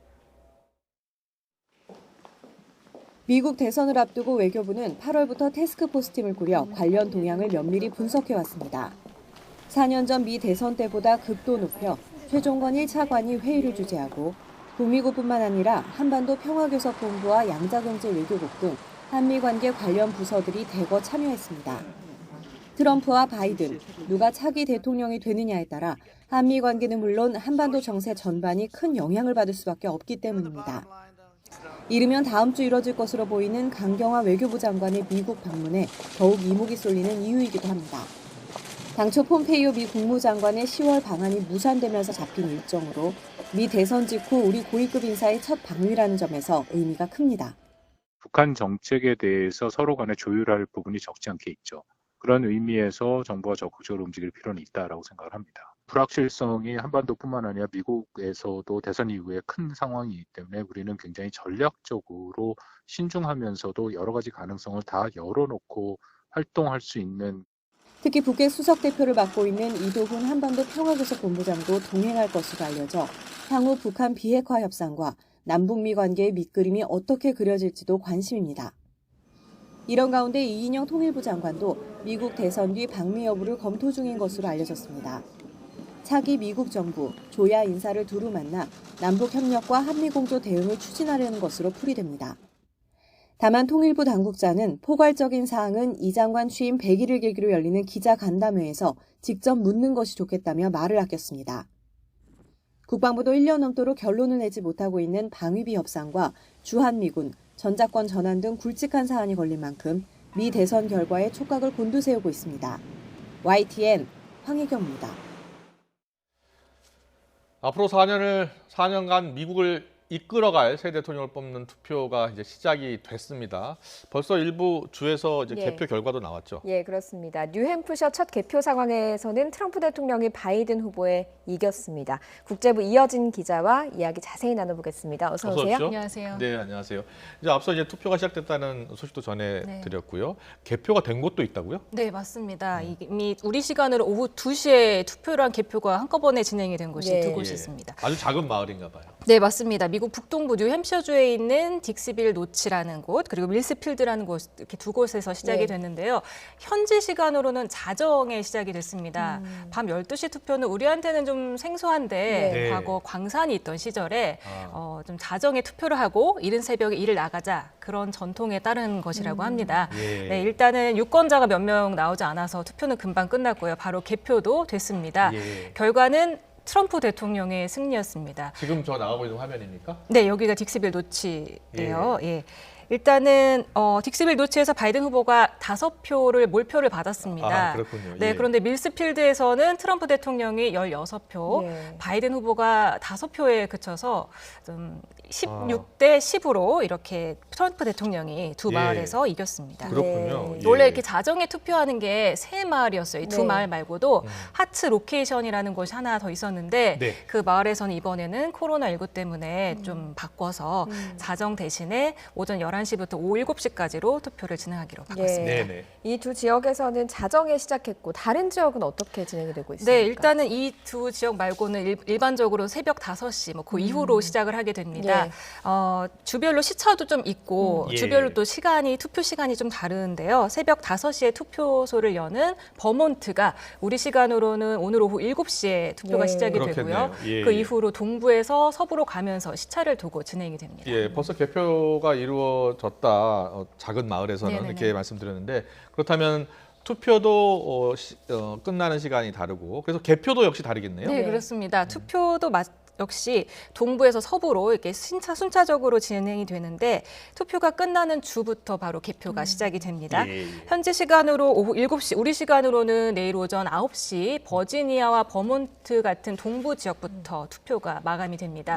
그리고 서부 캘리포니아를 거쳐서 우리 시간으로 내일 오후 2시 하와이와 알래스카를 끝으로 모든 투표가 종료됩니다. 네네. 아무래도 이번 선거에 제일 궁금한 점, 언제쯤 당선자를 알 수 있을까요? 저희도 참 궁금합니다. 취재라는 입장에서.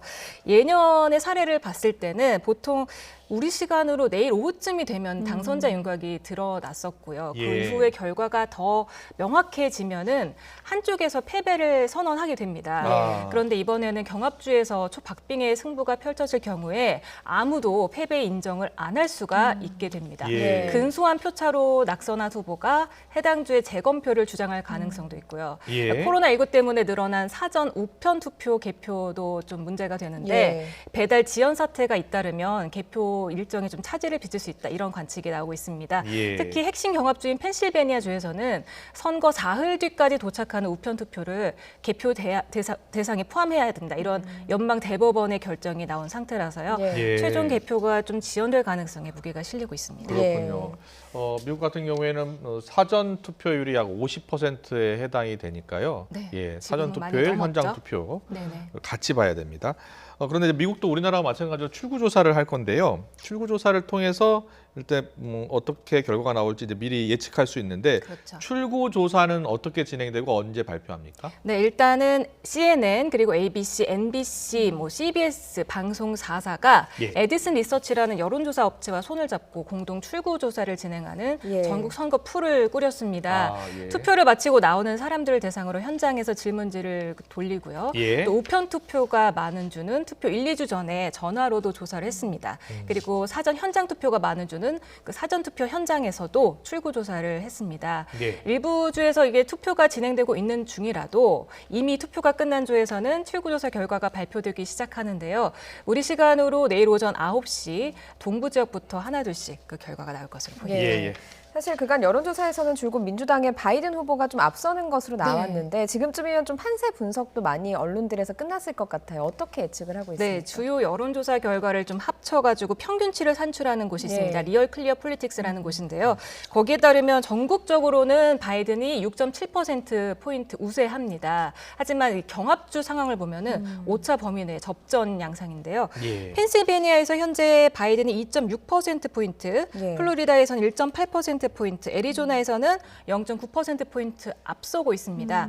반면에 노스캐롤라이나와 조지아에서는 트럼프 대통령이 0.2%포인트씩 우위를 보이고 있고요. 신격정지라고 할 수 있는 오하이오에서도 트럼프 대통령이 1.4%포인트 앞서고 있습니다. 그래서 현재까지 드러난 판세로만 본다면 바이든이 조금 유리한 상황이긴 한데 지금까지 여론조사에 반영되지 않았던 숨은 보수 표가 오늘 투표장에 얼마나 많이 나올지가 최대 관심사입니다. 네, 알겠습니다. 지난 2016년 대선 때도 여론조사의 반대로 이제 트럼프 그 당시 후보가 당선이 됐었는데요. 이번에는 어떻게 나올지 끝까지 결과를 지켜봐야 될 것 같습니다. 지금까지 국제부 이여진 기자였습니다. 잘 들었습니다. 고맙습니다.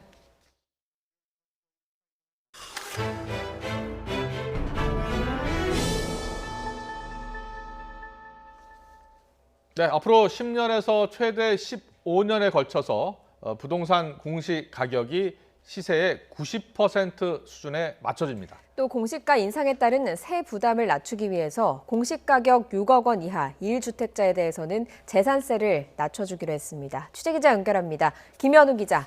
네, 경제부입니다. 네, 우선 부동산 공시가격이 이미 알려진 대로 시세의 90%로 이제 끌어올리는 것으로 정해진 거죠? 네, 그렇습니다. 공시가를 매기는 기준이 되는 부동산 종류는 크게 세 가지입니다. 아파트와 같은 공동주택, 그리고 단독주택, 여기에 토지까지인데요. 올해 기준 공시가격의 현실화율은 공동주택이 69%, 단독주택 53.6%, 토지 65.5%입니다.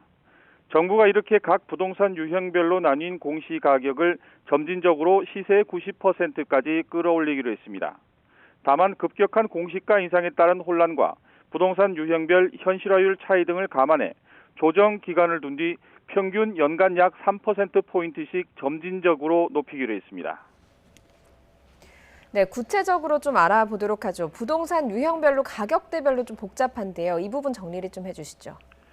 네, 우선 부동산 가운데 가장 많은 유형이면서 관심이 많은 아파트와 같은 공동주택을 중심으로 설명하면 시세 9억 원 미만 공동주택은 3년 동안 조정을 거친 뒤 앞으로 10년 뒤인 2030년까지 현실화율을 90%로 끌어올립니다. 또 시세 9억에서 15억 원은 내년부터 바로 3%포인트 올려가는 방식으로 오는 2027년까지 시세 15억 원 이상 공동주택도 조정 기간 없이 내년부터 바로 현실화율을 적용해 2025년까지 90%에 도달하게 됩니다. 단독주택의 경우 시세 9억 미만은 15년 뒤인 오는 2035년까지, 9억에서 15억 미만은 2030년, 15억 이상은 2027년까지 현실화율을 맞추게 됩니다. 토지는 오는 2028년 시세 90%까지 공시가가 도달할 예정입니다. 정부는 이번 대책을 발표하면서 단기간 내 공시가격 급등에 따른 부담을 고려했다고 밝혔지만 이미 최근 3년간 서울과 수도권 주요 지역의 주택가격이 큰 폭으로 오른 상태여서 현실화율 상승폭이 제고되는 내년부터 고가 주택 소유자의 보유세 부담도 크게 늘어날 전망입니다. 그리고 수차례 당정청을 거치면서 이견을 장고를 거듭했죠. 자, 재산세 부담 완화 방안 어떻게 나왔습니까? 네, 그렇습니다. 9억 원 이하 주택이냐, 6억 원 이하냐를 놓고 상당한 진통이 이어졌는데요. 결국 정부의 안으로 확정됐습니다. 1세대 1주택자가 보유한 공시가격 6억 원 이하 주택의 재산세율이 내년부터 인하됩니다. 세율은 과세표준 구간별로 0.05%포인트씩 낮추기로 했습니다. 이렇게 되면 공시가 1억 원 이하 주택을 보유한 1주택자는 재산세를 최대 3만 원까지 감면받을 수 있습니다. 5억에서 6억 원 이하는 15에서 18만 원의 재산세를 감면받게 됩니다. 올해 재산세 부과 기준으로 공시가 6억 원 이하 1인 1주택은 전체 95%인 1,030만 채 정도 됩니다. 정부는 이번 재산세 인하로 연간 4,785억 원의 세제 지원 효과가 있을 것으로 전망했습니다. 지금까지 경제부에서 전해드렸습니다. 김상조 청와대 정책실장이 방송에 출연해서 조만간 전세 대책을 마련할 것이라면서 불편해도 조금만 기다려달라고 말했습니다. 연일 고공행진을 이어가고 있는 전셋값을 해결할 대책이 언제쯤 나올지도 관심인데요. 국민의힘은 연일 맹공을 퍼붓고 있습니다. 네, 먼저 김상조 청와대 정책실장 어제 방송에 출연해서 전세 대책 조속히 마련하겠다면서 불편해도 기다려달라고 밝혔습니다. 그러자 국민의힘 윤희숙 의원은 즉각 반발했는데요. 윤 의원은 김상조 정책실장이 오만하다면서 잘못은 숨긴 채 국민의 고통을 평가절하했다고 비판했습니다. 국민의힘 지도부 회의에서도 청와대 정부를 향한 날선 발언이 나왔습니다. 문재인 대통령이 새 임대차법에 고집스럽게 집착하고 있다는 지적부터 오늘 사의를 표명한 홍남기 부총리가 최근 의왕 집을 팔기 위해 세입자에게 위로금을 줬다는 국민청원이 올라왔는데 대체 얼마를 준 거냐는 공개 질의까지 쏟아졌습니다. 청원인은 세입자에게 돈을 돌려줘야 한다는 법도 아닌 상식도 아닌 선례를 몸소 보이시냐면서 집을 팔려면은 부총리님처럼 현금이 필수인 세상인가요? 라고 묻고 있습니다. 홍남기 부총리는 이 청원에 분명히 답을 해야 할 것입니다. 김상조 정책실장 어제 방송에서 임대차 3법 등 급격한 시장 변화로 과도기가 길어질 수 있을 것으로 본다고 밝히기도 했습니다. 정부 정책이 언제쯤 나올지는 지켜봐야겠지만 임대차 3법 부작용도 해소하고 전셋값도 잡을 수 있는 그런 대책이 나왔으면 좋겠습니다. 최근 카카오톡이나 문자 메시지 등으로 자녀나 지인을 사칭해서 돈을 요구하는 메신저 피싱 피해가 크게 늘고 있습니다. 올해 들어서만 피해 금액이 300억 원에 달해서 주의가 필요해 보입니다. 박병한 기자입니다. 경기도 분당에 사는 A씨는 영국에서 공부하고 있는 아들에게서 카카오톡 문자 메시지를 받고 깜짝 놀랐습니다. 급한 사정이 생겼다며 문화상품권 100만 원어치를 인터넷 사이트에서 구매한 후 핀 번호를 알려달라고 했기 때문입니다. 급히 상품권을 산 후 핀 번호를 알려주려던 김 씨는 카드 회사로부터 전화를 받고 메신저 피싱임을 알게 돼 다행히 피해를 면할 수 있었습니다. 핀 번호를 카피를 해서 보내주려고 하는 찰나에 카드사에서 연락이 왔어요. 최근에 이런 보이스피싱 사례가 많이 있어서 확인차 연락 드렸다라고 해서 보이스피싱이구나라는 걸 바로 알아차리고 이같이 문자나 메신저를 통해 가족이나 친구를 사칭하며 접근해 돈을 보내달라거나 개인정보를 요구하는 메신저 피싱이 급증하고 있습니다. 금융감독원이 파악한 메신저 피싱 피해 건수는 올해 9월까지 6,799건, 피해액은 297억 원에 달합니다. 지난해 같은 기간에 비해 건수는 14.6%, 피해액은 25.3%가 늘어난 수치입니다. 보이스피싱 피해가 꾸준히 주는 추세인데 반해 메신저 피싱 피해는 오히려 늘고 있어 대조를 이룹니다. 빅데이터 분석 결과 특히 매년 4분기에 메신저 피싱이 늘어나는 것으로 드러나 연말에 주의가 필요합니다. 이제 가족이나 친구든 지인을 이제 사칭하는 경우가 많은데요. 이런 경우에는 이제 반드시 그 본인하고의 확인 통화를 하고 이렇게 하는 게 가장 좋겠고요. 특히 이제 핸드폰이 뭐 파손됐다거나 분실됐다 이런 이제 문자가 오는 경우에는 문자를 중단하는 게 가장 좋을 것 같습니다. 금감원은 또 출처가 불분명한 앱 설치를 요청할 경우 무조건 거절하고 피해를 당하면 즉시 금감원에 피해 구제 신청을 해달라고 당부했습니다. YTN 박병헌입니다. 화성 연쇄살인 사건 8차 사건의 재심 증인으로 채택이 됐죠. 이춘재.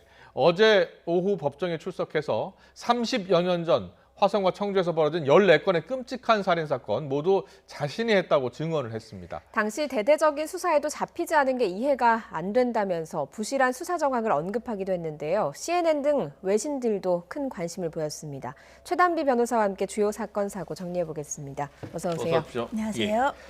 예. 어제 이춘재가 법정에 출석했는데 증인으로 출석을 한 네. 겁니다. 증인으로 출석해서 여러 가지 이야기를 했는데 14건의 끔찍한 살인 사건을 본인이 저질렀다 스스로 네. 인정하고 자백했어요? 네, 그러니까 어제가 이 화성살인 사건의 소위 8차 사건이죠. 8차 사건에서 과연 그 이제까지의 옥고를 치렀던 윤석열 씨가 정말 무죄인가, 그 당시가 진범이었는가를 가리는 재심 재판이었습니다. 예. 그렇기 때문에 이제 이춘재가 증인으로 나온 것이고요.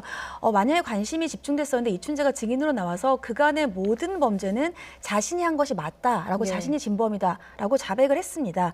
하면서 그동안에 자신이 저지른 살인 사건으로 인해서 누명을 쓰고 수영 생활을 한 윤 씨에게 진심으로 미안한 마음이고 처음에 이 사건들이 다시 재수사될 때 경찰들이 찾아왔을 때 올 것이 왔구나라는 생각을 했다라는 진술도 했습니다. 예. 이러한 모든 것들이 처음에는 과연 이춘재가 정말 나와서 자신이 진범이라고 자백을 할 것인가에 대해서 많은 관심이 집중이 됐었는데 네네. 아무래도 본인이 이번 사건에 대해서 진술을 한다고 해서 이미 공소시효가 다 완성된 사건이라 본인이 현재 있었던 죄에 대해서 뭐 가중처벌이 된다거나 이런 것들은 없기 때문에 본인의 진술에 대해서 자백을 한 것이 아닌가라는 추측들이 나오고 있는 상황입니다. 예. 이춘재 어제 법정에서 여러 가지 이야기를 했습니다만 좀 충격적인 이야기들도 많이 나왔습니다. 그중에서 좀 관심을 끈 게 자신이 그 당시에 용의선상에 오르지 않은 것에 대해서 보여주기식 수사가 이루어진 것 같다고 했는데 외신들도 앞서 말씀드렸지만 상당히 관심을 가졌거든요. 그러니까 그동안에 이렇게 연쇄살인을 저지른 이유가 도대체 무엇일까? 이 범행 동기에 대해서도 많은 의무심들이 있었습니다. 예. 근데 범행 동기를 묻자 어떤 계획이나 생각을 갖고 있었던 것은 아니다. 마치 불을 찾아가는 불나방처럼 범행을 저질렀다. 네. 이러한 얘기들도 했었고요. 또 예. 말씀하신 것처럼 그 당시 경찰이 대대적인 수사를 했었는데 어떻게 용의선상에 오르지 않았느냐 이렇게 질문을 했더니 그걸 자기도 모르겠다는 거예요. 자신이 어떻게 예를 들면 범행 후에 증거를 은폐한 것도 아니고 계획적으로 범행을 저지른 것도 아닌데 자신이 어떻게 하면 한 번도 의심을 받지 않았을까? 그래서 보여주기식 수사가 아니었냐라는 이제 또 이러한 단어들도 나왔습니다. 예. 아무래도 지금 이번 사건 같은 경우에는 거의 외신에서까지도 말씀하신 것처럼 한국의 수사 실패 사례다. 재심에 대해서까지 관심을 많이 기울이고 있고 특히 어제 재판이 끝나고 이 그동안에 옥고를 치렀던 이 윤 씨가 나왔을 때 CNN이 계속해서 장면을 촬영을 했고요. 인터뷰도 요청을 했지만 응하지는 않았습니다. 예. CNN은 이번 재심 판결이 끝날 때까지 계속해서 이렇게 방송을 촬영할 예정이다. 이렇게 밝히고 있고요. 예. 많은 관심을 가지고 있는 상황입니다. 그렇군요. 20년간 억울한 옥살이를 했던 윤 씨. 그럼 당시 이제 수사가 잘못됐다는 건데요. 이 8차 사건을 수사했던 경찰들에 대한 처벌은 어떻게 이루어집니까? 이게 다시 이 재심 사건이 신청이 시작이 되면서 경기 남부지방경찰청에서 그 당시에 경찰, 검사에 대해서 수사를 했었습니다. 그래서 허위로 예를 들면 어떠한 가혹행위에 의해서 허위 진술을 받아냈는지, 가혹행위에 의해서 허위로 공문서를 작성을 했는지 이런 부분들을 수사를 했고요. 그래서 직권남용 혐의와 감금 혐의에 대해서 입건까지 됐었습니다. 그러니까는 그만큼 혐의가 있다라고 그 당시 경찰에서 인정을 한 거죠. 하지만 너무 시간이 오래 지났기 때문에 직권남용이라든지 감금 같은 경우에는 이미 공소시효가 지났습니다. 이춘재의 살인 사건도 공소시효가 지났으니 당연히 그것보다 공소시효가 낮은 직권남용이랑 감금도 공소시효가 지났겠죠. 그래서 그 당시에 입건을 했음에도 불구하고 공소권 없음으로 종결된 사건이라 형사 처분은 어렵겠고요. 다만 이번에 재심 결정이 난다라고 하면 민사 소송은 가능한데 민사 소송이 이제 재심 결정이 났을 때부터 불법 행위를 아는 것이라 그 기간 일정 기간 내에 민사 소송은 가능합니다. 이춘재 같은 경우는 지난해 뭐 잡히는 것도 사실 관심을 끌었지만 어제가 관심을 끌었던 게 오래간만에 그 30몇 년 만에 얼굴을 법정에 드러내는 모습을 보이기 때문이었습니다. 하지만 증인이어서 얼굴이 공개되진 않았거든요. 어떻습니까? 신상 공개가 결정되긴 했지만 현재 모습을 볼 수는 없는 상황입니다. 그러니까 경찰이 형사사건 공개심의위원회에서 신상 공개 결정을 했었습니다. 그리고 그 당시에 이름을 공개를 했죠. 이춘재라는 이름이 그래서 처음으로 공개가 됐습니다. 하지만 얼굴은 공개를 하지 않았어요. 왜냐하면 신상 공개에 대해서 이제 얼굴을 공개할 때에는 보통 이제 우리는 소극적인 공개를 합니다. 그러니까 적극적으로 그 사람의 얼굴을 공개하기보다는 아마 고유정 사건을 보시면 얼굴이나 사진을 공개하는 것이 아니라 보통 이렇게 수감을 단계에서 이동, 뭐 예를 들면 구속영장 실질심사를 받으러 간다거나 아니면 구치소에서 나올 때, 그럴 때 보통 아니 포토라인을 쓸 때 얼굴이 공개가 되거든요. 근데 이춘재는 그런 일이 없었습니다. 그래서 얼굴이 공개가 되지 않았고 다만 이제 언론을 통해서 그간 뭐 군시절이라든지 이러한 사진들이 공개가 됐었는데 이번에 재판정에 오면서 그러면 얼굴이 공개될 것인가? 하지만 법원이 얼굴 공개를 인정하지 않았습니다. 왜냐하면 이런 법에 따르면 재판이 시작되기 전 아니면 판결 선고할 때에만 촬영을 허락을 하는데 이춘재는 증인이에요.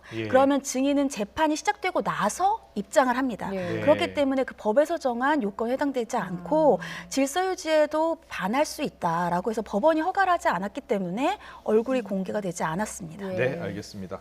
그리고요, 다음 사건 한번 여쭤보겠습니다. 지난 7월에 부산에서 일어난 사건인데 성범죄를 피하기 위해서 여성이 그 남성의 혀를 깨물어서 절단한 사건이 있었는데요. 자, 경찰이 과잉방위라고 하면서도 동시에 또 불기소 의견으로 송치를 했어요. 어떤 이유 때문이었습니까? 그러니까 일단 이 여성 같은 경우에는 술에 취한 상태에서 이제 강제 키스를 당하는 와중에 그 저항을 하다가 혀를 물어서 혀가 절단된 사건이에요. 그런데 이 당시에 이 혀가 절단된 그 상대 남성이 이 여성을 중상해 사건으로 고소를 했거든요. 근데 중상해 사건에서 고소가 됐을 때 이 여성은 정당방위라고 주장을 한 겁니다. 정당방위라고 하는 것은 현재의 부당한 침해를 내가 방해하기 위해서 내 신체의 부당한 침해를 방어하기 위해서 이러한 행동을 했다라고 주장을 했는데 정당방위가 되려면 상당한 이유가, 그러니까 상당성이 있어야 돼요. 예를 들면은 굳이 혀를 깨물어서 절단하지 않고도 예를 들면 몸을 밀친다든지 뭐 도망을 친다든지 하는 것으로서 방어를 할 수 있었는데 과한 행동으로 방어를 했으면 정당방위가 인정이 안 되는 거죠. 그래서 과잉방위가 적용이 됐습니다. 과잉방위는 처벌을 안 하는 것이 아니라 처벌을 감경하는 정도예요. 그런데 이 사안에선 처벌을 안 했죠. 그 이유는 과잉방위이지만 그 다른 조항에 야간이나 불안한 상황일 때 어떠한 공포나 경악이나 흥분인 상황에서 이런 과잉방위를 했다면 처벌을 하지 않는다는 조항이 있습니다.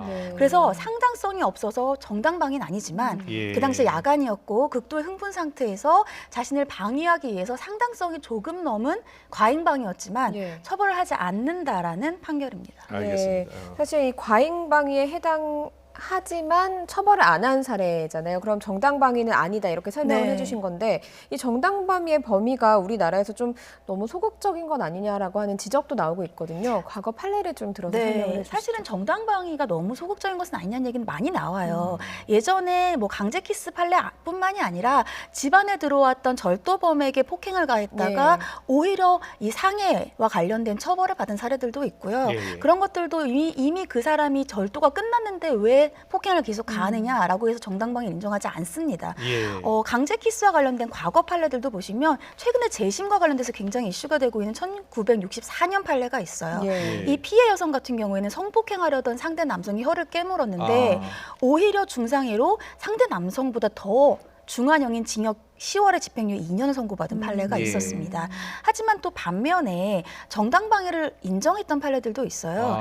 2012년 판례 같은 경우에는 물론 검사 심의위원회라고 해서 심의위원회에서 불기소 처분을 한 것이지만 그 당시에도 정당방위를 인정해야 된다. 왜냐하면 이 정당방위를 인정하지 않고 그 당시에 이것을 방위를 인정하지 않으면 더 큰 피해가 있을 수 있다라는 판결들이 있습니다. 예전에는 일관되게 정당방위를 좁게 인정을 했다면 좀 최근에는 넓히려고 하는 추세는 있고요. 또 1964년 이 판례 유죄 판결이 지금 재심 판결이 있기 때문에 이 부분도 좀 집중해야 되는 사건입니다. 네. 말씀하신 것처럼 정당방위가 조금씩 더 많이 인정된다고 하니까 다행인 것 같습니다. 지금까지 최단미 변호사와 주요 사건 짚어봤습니다. 잘 들었습니다. 고맙습니다.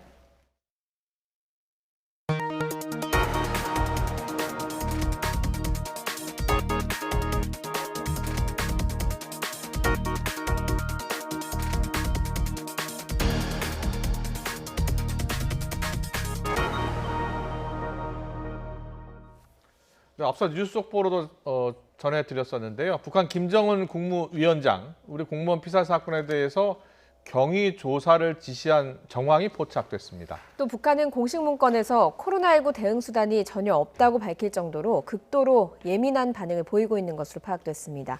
국회 정보위원회 국감내용 취재기자 연결해서 자세히 들어보겠습니다. 김도원 기자.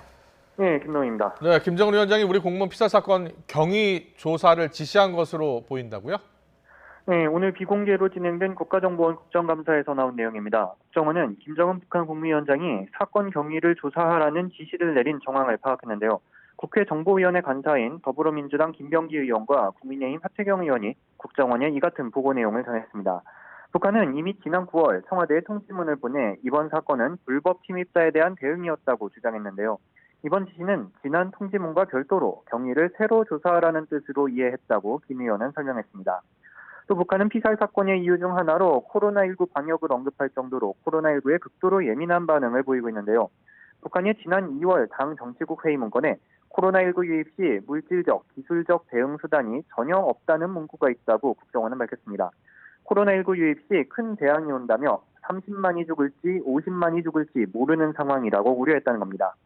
방역 때문에 남측 물자는 받지 않으며 지난 8월 남측 물자를 북한으로 반입시킨 세관원들이 대규모로 처벌된 사례로 파악됐다고 두 의원은 전했습니다. 네, 미국 대선이 진행 중입니다. 결과에 따라서 북한이 도발을 할 수 있다는 우려도 있는데 국정원은 어떻게 판단하고 있습니까? 네, 국가정보원은 특별한 도발 징후는 아직 포착되지 않는다고 밝혔습니다. 미국 대선 전후로 북한이 도발에 나섰던 게 보통이지만 올해는 그런 정황은 없다는 겁니다. 이와 함께 국정원은 북한 김정은 국무위원장이 내년 1월 8차 당대회를 통해 지금의 원수에서 대원수급으로 격상될 가능성이 있다고 내다봤습니다. 북한에서 대원수는 과거 김일성 주석, 김정일 국방위원장에게 부여된 호칭입니다. 김 위원장의 동생 김여정 제1부부장도 위상에 걸맞은 당 직책을 부여받을 가능성을 국정원은 예의주시하고 있습니다. 이와 관련해 최근 북한은 지난달 당 창건 기념 열병식 때 동원된 장비를 평양에 잔류시키고 군단별 훈련을 재개한 것으로 파악됐습니다. 이것은 내년 1월 당대회 때 열병식을 다시 열어 충성맹세 의식으로 활용하기 위한 것일 수 있다고 국정원은 분석했습니다. 이와 함께 북한은 최근 우리의 국방부에 해당하는 인민무력성을 국방성으로 이름을 바꾼 것으로 파악됐습니다. 이것은 군사력을 방어적으로 사용한다는 점을 강조하고 국제 통용 명칭을 사용해 정상국가 이미지를 부각하려는 조치로 국정원은 판단했습니다. 지금까지 통일외교안보부에서 YTN 김도원입니다.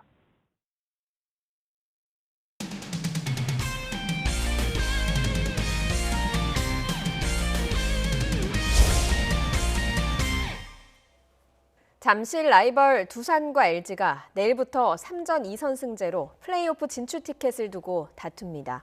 두산의 최강 원투펀치에 맞서 LG 타선이 얼마나 위력을 발휘하느냐가 승부의 관건입니다. 서분국 기자입니다.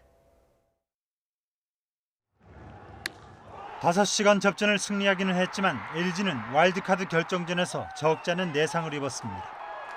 불펜 핵심 고우석이 볼넷 남발로 자신감을 잃는 등 투수 7명을 소진했고 김현수 등 중심 타선도 시즌 막판부터 떨어진 타격감을 여실히 드러냈습니다. 3전 2선승제 준 플레이오프 10개 구단 가운데 최강인 두산의 알칸타라, 플렉센 원투펀치를 맞아 방망이 위력 회복이 무엇보다 절실합니다. 단기전은 좀 양상이 틀리니까요. 차근차근 준비해가지고 꼭 승리하도록 하겠습니다. LG가 고심 끝에 1차전 선발로 이민호를 내민 데 반해 두산은 2차전 선발 20승 투수 알칸타라에 맞서 플렉센이 먼저 등판합니다. 지난달 0점대 평균 방어율로 최상의 몸 상태를 과시한 플렉센에 맞서 LG는 신인 이민호의 패기를 믿고 있습니다. 두 팀의 가을 야구 맞대결은 2013년 이후 7년 만이자 통산 5번째. 2000년과 2013년 모두 승리한 두산은 올 시즌 전적에서도 9승 1무 6패로 앞서 한층 여유 있는 모습입니다. 공교롭게도 또 서울 또 뭐 라이벌 팀이고 이래서 아마 또 다른 팀 뭐 똑같은 경기지만 뭔가 좀 느낌이나 이런 부분이 조금 더 다를 것 같아요. 두산의 포스트 시즌 3연승이냐 아니면 절치부심 LG의 반격이냐. 두 팀의 잠실 격돌은 전력과 라이벌 의식 외에 급격히 추워진 날씨 역시 변수로 작용할 전망입니다. YTN 서봉국입니다. 프로야구 키움에겐 올해는 그 어느 때보다 기대가 컸던 시즌이었습니다. 우승 후보였지만 구단 수뇌부의 과도한 개입 속에 성적도 팬들의 사랑도 모두 놓치면서 쓸쓸하게 퇴장했습니다. 허재영 기자입니다. 키움은 올 시즌을 앞두고 우승에 가장 근접한 팀으로 꼽혔습니다. 브리검과 요키시 원투펀치가 건재했고 이정우와 김하성 등 젊은 타자들의 기량이 절정에 달한 시즌이었습니다.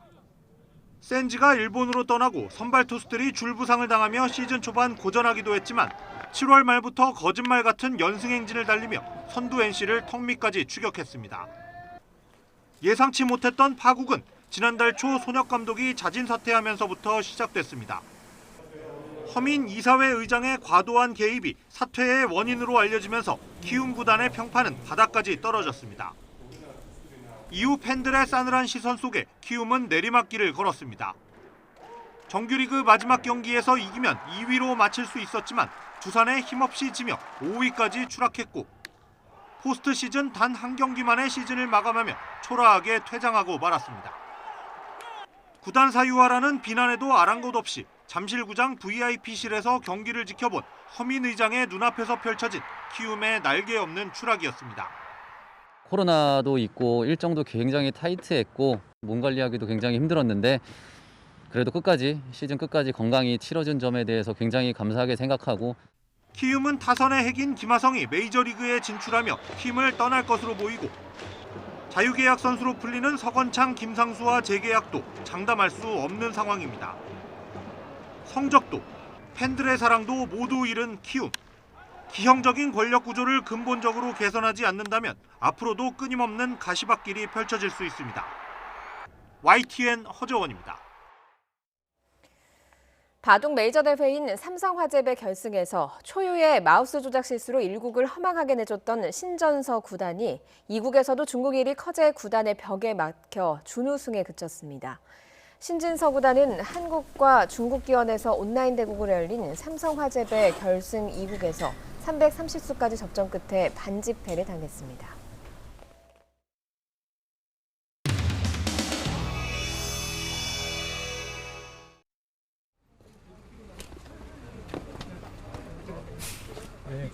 뭐를 또 물어보시나요? 어떤 말씀 나누셨는지 한 말씀 부탁드리겠습니다. 아니, 이거 우리 내년 서울시장 보궐선거에 우리가 어떤 자세로 임해야지 승리를 이끌 수 있느냐 하는.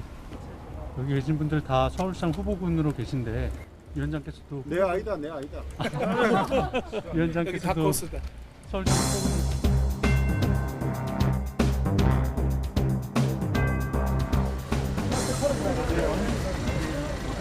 소주 한 잔에 내가 그때 나가면 기자들이 다 기다리는데 우리 안에 좋은 후보, 우리 안에 참 좋은 사람들이 있다. 이 얘기 꼭 좀 해주세요. 그 얘기를 많이 했어요. 미안해요. 이거 나 여기 이렇게 하면 내가 말 못하는데. 아 이것도 어차피 돌아가는구나. 말 조심해야겠구나. 서울 시민들은 수준이 굉장히 높다 이런 말씀하시고 그래서 우리가 잘만 하면 그렇게 절망적이지 않다 이런 얘기 좀 하셨어요. 저기 누가 주영 대표가 그랬나? 박원순보다 못한 사람이 누가 있나 하기. 그렇게 얘기하니까 김종인 비대위원장님이 그것도 하시고 뭐.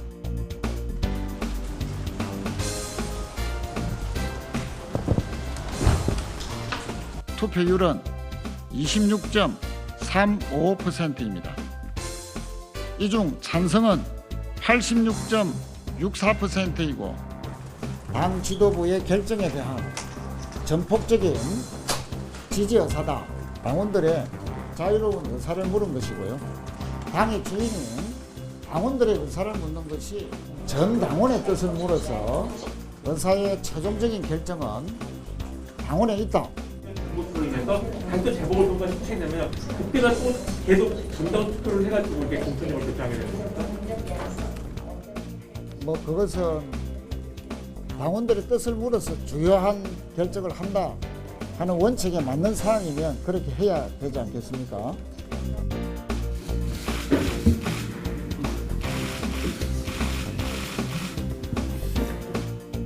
모래 속에 머리만 파묻으면 자기가 안 보일 거라고 생각하는 덩치는 크지만 머리는 나쁜 타조처럼 책임 안 지려고 당원 속에 숨었습니다.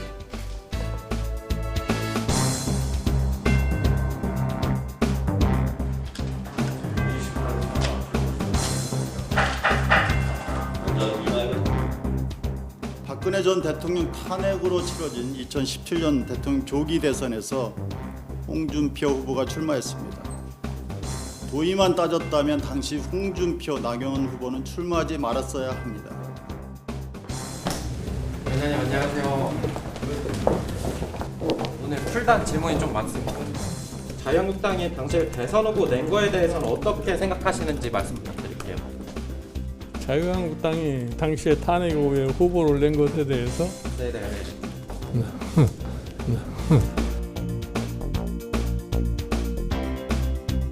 나는 사실은 그 당시에는 내가 민주당에 있었어요. 그때